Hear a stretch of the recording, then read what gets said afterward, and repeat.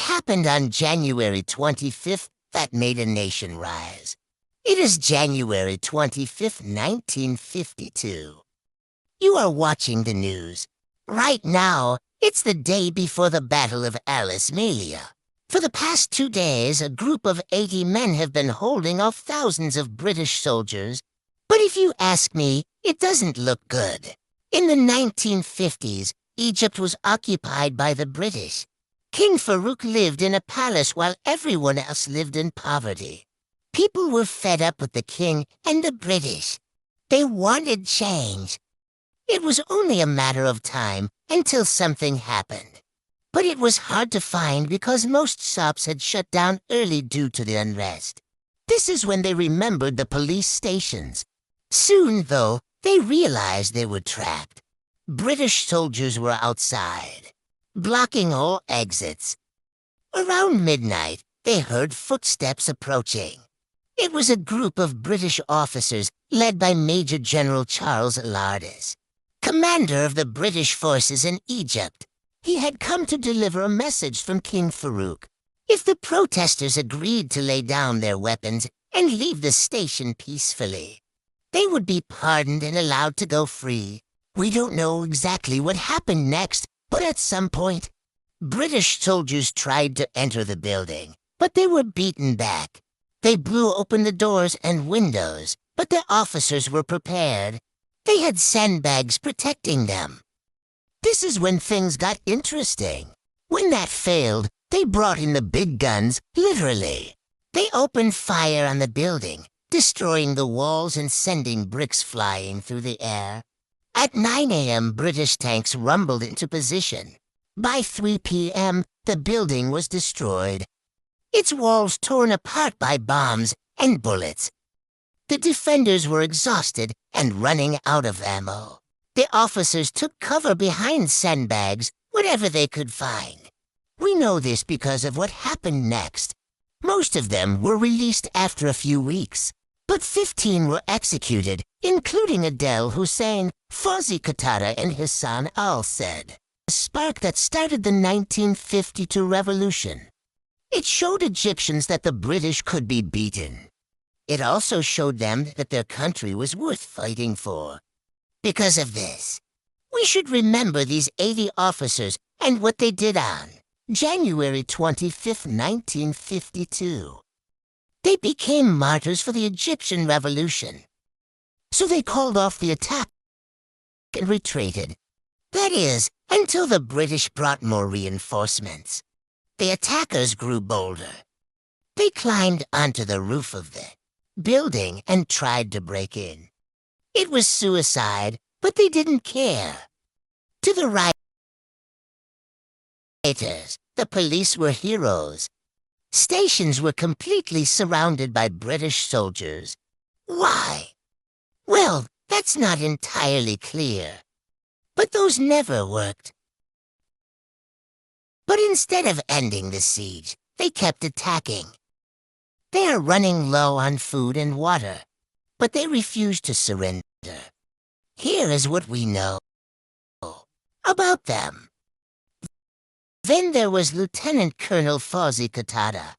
And of course, we must not forget the hero of our story, Hassan al-Sayed, the man who started it all. These men were loyal to Egypt, even if it meant giving up their lives. So people started joining secret organizations like the Free Officers Movement led by the great Gamal Abdel Nasser. He had a gun hidden under his coat. Suddenly, he heard some commotion at the entrance. Two British military police officers were kicking and beating up two Egyptian men.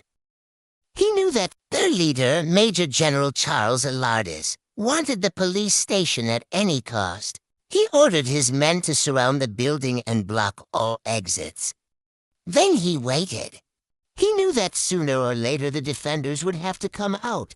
One of them was Ali, Hassan's brother-in-law. The group plotted to overthrow the monarchy and the British. But they needed a spark to start the revolution. He knew there was no way out. He had only one option. As the crowd closed in, Hassan put his gun back in its holster, turned around and walked towards the British officers. With hands raised, he surrendered without a fight. They didn't know it yet, but they would get their chance soon. People gathered outside the courthouse, outraged by the verdict. After the sentence was read, they started marching towards Abdin Palace, demanding Hassan's release. They were met by thousands of British soldiers who blocked their path. A protest turned into a full-scale riot. People threw stones at British soldiers who responded with batons and bullets. Many protesters were injured and killed. Those who could fled to the streets of Cairo. On January, a man named Hassan Abdel Latif, a member of the Free Officers movement, entered a cinema in Alexandria.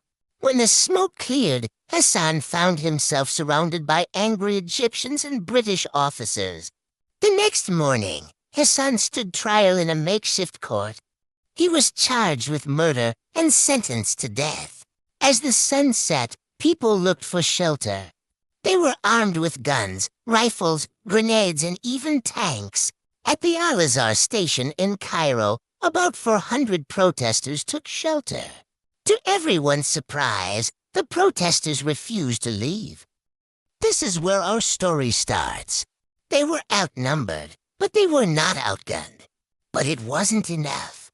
It is January 26, 1952, and 80 Egyptian police officers are trapped inside the Al-Azhar police station. Outside the station, thousands of British soldiers were waiting. It turns out that the British knew the building was full of police officers, not protesters. At first, everything was quiet.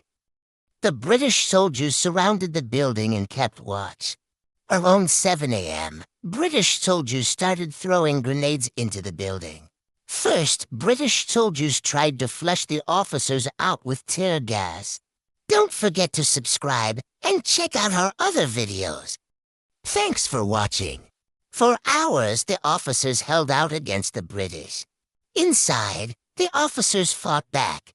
They used every weapon they could find, including guns, rifles, and even knives. But wait, this is where things get weird. And then something miraculous happened. The defenders managed to hold out until nightfall. After the attack, the officers were arrested and taken to different locations. You might be wondering why this event matters today. What does the story of 80 police officers have to do with us? Well, the answer is simple. We hope you enjoyed this video.